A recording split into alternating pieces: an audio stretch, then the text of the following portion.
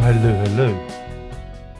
This one's taken a long time, and there's a reason. Because sometimes you worry that you're wrong. Do you ever get that? Do you ever get that nagging doubt that you think, God, maybe I've got it wrong this time.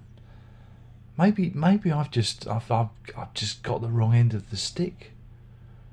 And then you realise you're right, because you the worst thing when you do stuff like this, when you give opinion, and I like to think I give good opinion. If you start reading other people's opinions, it kind of seeps into your own. You kind of got to isolate yourself. And I made the misfortune of reading a couple of reviews for this, and they were glowing. They were very positive and fantastical, and I thought, this is where the doubt creeps in, and so the process has taken a lot longer. I've listened to this album many times, so before some smart ass chimes in going, "You didn't listen to it enough," trust me, I've listened to it a lot since its release. I've listened to it a lot because I keep thinking I must cover that. I must cover that record, and then I listen to it and think, oh God, I'm so wrong. and then the usual dullards will chime in. And if you don't like it, why did you review it? Because again, these millennials don't know what a review is. They think that all reviews have to be positive. But yeah, I'm talking about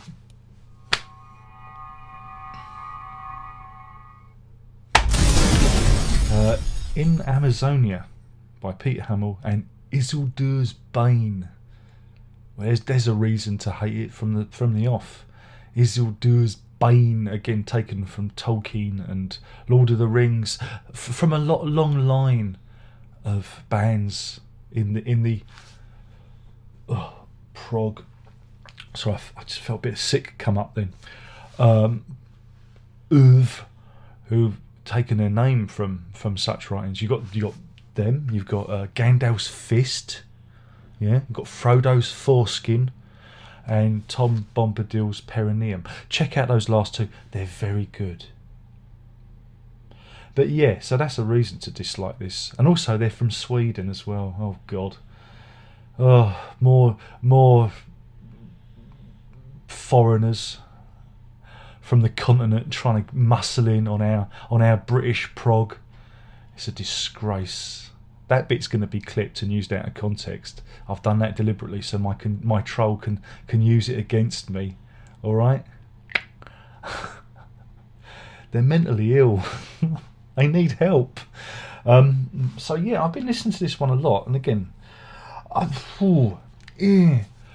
to say I thoroughly despise it would be an understatement. No, that's cruel. I find it awful. I just find it utterly awful. And it's not that it's a bad record. I think again there is a good record in there, but it ain't subtle. It's completely overblown, completely overdone. I mean, other people describe it as cinematic.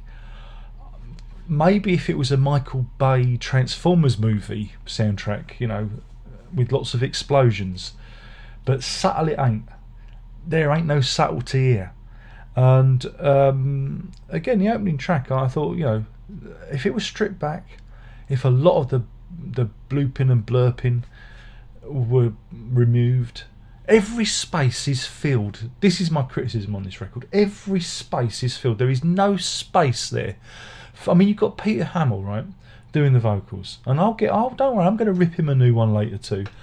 You've got Peter Hammill doing the vocals. We all agree he's one of the great vocalists of this genre, and you bury him in what sounds like I'm sure there's some distortion on some of the vocals and whatnot. Production is an issue here, and then you just. Now again, I'm not sure exactly how this was put together. I'm not sure if they sent the files to Hammill and he did his best to sing over it, or if he sung some stuff and sent.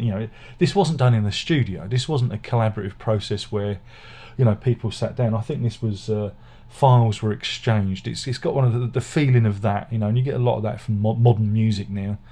you know, where it's all done on the edit rather than out of an organic sense of creation.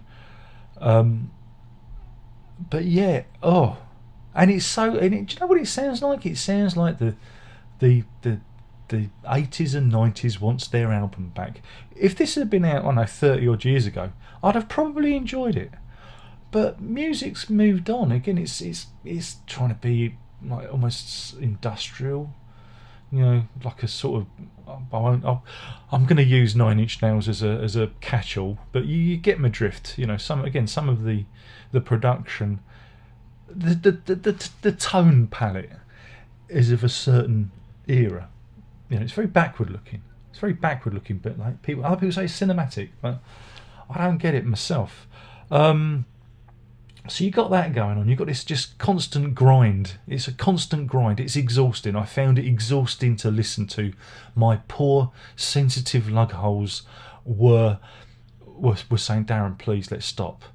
This whoever produced this have got, you know, worse ears than that bloke from that other band.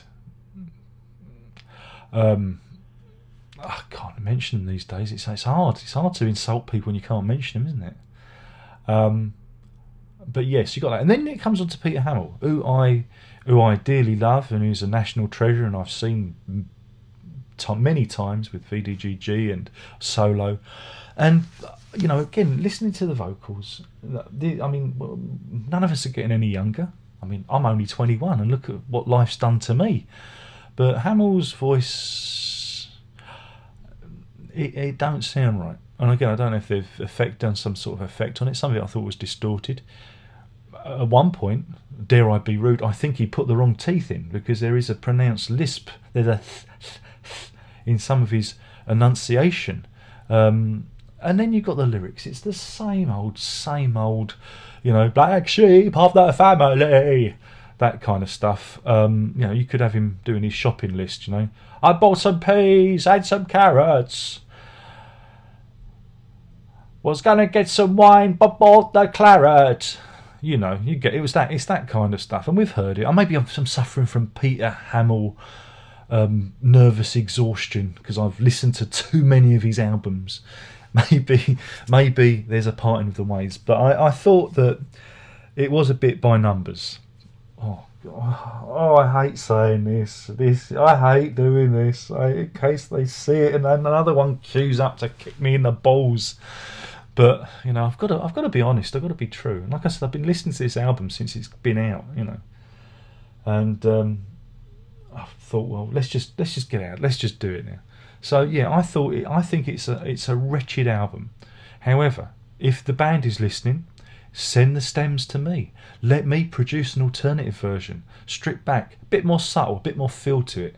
You know, get rid of the bloody koto and the whispered Japanese lyrics. Oh look, there's the Japanese lady's whispering. That means it's mysterious. It's an old trope. It's almost a fucking, you know, it's almost parody now. But again, if it had been out 30 odd years ago, I'd have gone, this is interesting. But been there, done that, got the t-shirt, you know, there's nothing there. Nothing to nourish. Thankfully, it's a relatively short album. Thank God for that. It's not a long one, I don't think. Unless I listen to it wrong. Sometimes you see, I listen to it on a walk with the dog, and I don't listen to all of it. And then I listen. So I lose track of how long albums are. Am I allowed to do that? Am I allowed to? Is that fair, or should I be like plastered to the spot? I'm probably listening to it wrong, aren't I? Now I've revealed that I listen to it whilst walking the dog. But I do a lot of my listening whilst out walking. What's wrong? What's wrong with that? It gives me a chance to focus my mind. I also listen to it here in front of the computer too. You know, I'm all over the place. You can't keep me down. I'm jumping Jack Flash. So yeah, I thought this was incredibly tiring. Maybe, like I say, and also out of time. I thought it was a bit out of time. And I don't understand why everyone's giving it 5-star reviews, but that's just me. And Peter, dear, you might want to go to the dentist and get those teeth checked out, because I don't think they fit properly. I think your gums have shrunk. Oh dear, that's me off the Peter Hammill Christmas card list. Oh well. But yeah, next time Peter Hammill sings his shopping list. You heard it here first, folks. You heard it here first. Feel free to thumbs down this video. But you know me. I say it as it is. I can only give you my reading of what... look, extension. I was so unsure about this review and about my opinion that I even asked the missus to listen, and she's a massive Peter Hammill fan and VDGG fan, massive, mainly because I made her attend all those concerts with me to hold my hand. So she knows. She was there when VDGG reformed at the Royal Festival Hall back in, was it 2005? She was there. We saw Hammill as well on how many occasions? Barbican and Queen Elizabeth Hall, I think it was. Yeah. I'm just going back in time then. So I asked her to listen to it, and she said that's not Peter Hammill. She was convinced it wasn't even him singing. I said, I don't know if I can reveal that little pearl of wisdom you've given me there, missus. You know, because she knows. She's worldly wise. She's the one I listen to. I take my instruction from. She went, don't even sound like him. And isn't it busy? And there are a lot going on, she went. And I said, that's exactly what I was going to say. So she's kind of helped me review this. So thanks to the missus. But yeah, a busy, horrible album. And this is from somebody that likes the horrible VDGG stuff. And I just, again, it's an album out of time. That's your bloody Swedes for you, isn't it? They're stuck in the 70s, aren't they? Stuck in the 70s. There you go. Oh, rating. Oh, I better give it a thing. Oh, of course. Oh God, there's a link to that band because that bloke plays on it as well. Crikey. What can I give it?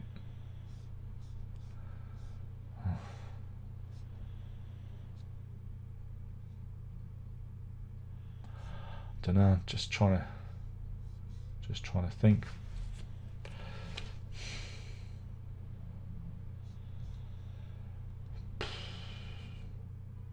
I could be mean and give it nothing.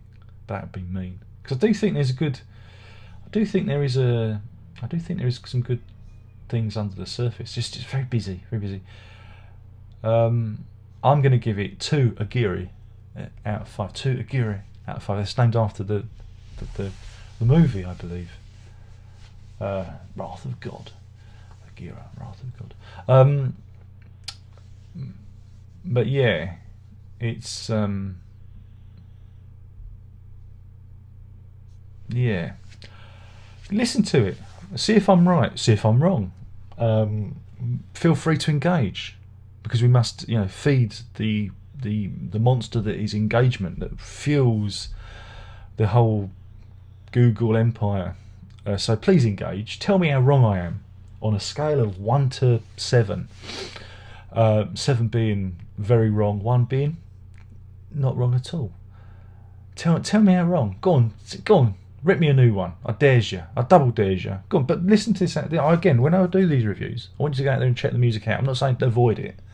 I'm saying go listen to it and then see if you agree or disagree. You might love it. And if you do, tell me why. Tell me what jumps out. What makes your balls tighten. Tell me. I need to know. I'm only pretending. I don't care really, but we've got to do that because I've got to pretend to be a YouTuber, and I. You know what it's like. Got to pretend. This is what they all do. So but seriously, if you do like it, seriously, you know me. Am I ever serious? If you get it, tell me why. And if you don't get it, tell me why. Everyone.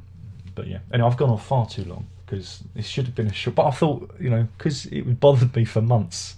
When did it come out?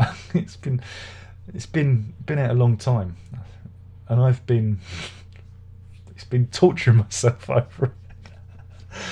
Oh dear, another band I've alienated. And on that, I'm out of here. My name's Darren. I've been talking about In Amazonia, by Isildurs Bane and Peter Hammill, and that's it. There's only one more thing left to say, and that is Prog on!